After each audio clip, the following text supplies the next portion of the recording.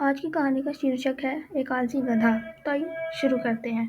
एक व्यापारी के पास एक गधा था। वह गधा बहुत ही ज्यादा आलसी था, जो काम चोरी किया करता था। अपने मालिक की फटकार के बाद ही वह काम करता था। एक दिन उसके मालिक ने सोचा कि वह शहर जाकर नमक बेचकर आएगा। मालिक ने उसकी पीठ पर नमक के 2 बोरे डाले और फिर उसे लेकर शहर की ओर चल पड़ा। शहर जाने के रास्ते पर एक छोटा सी नदी पड़ती थी, जिसे पार करने के लिए कोई भी पुल नहीं था, इसलिए उन्हें नदी के अंदर से होकर गुजरना पड़ता था। जब वह नदी से गुजर रहे थे, तब गधे का पैर फिसला और वह नीचे गिर गया। तुरंत ही उसके मालिक ने उसे उठाया, लेकिन नमक का बस्ता भीग चुका था। बस्ते में से कुछ नमक पानी में बह गया। जैसे ही गधा उठा, तो उसकी पीठ का भार कम हो चुका था। यह जानकर गधा बहुत ही ज्यादा खुश हुआ कि अब उसे कम वजन उठाना पड़ेगा। इसके बाद व्यापारी शहर गया और अपने नमक को बेचकर वापस आया।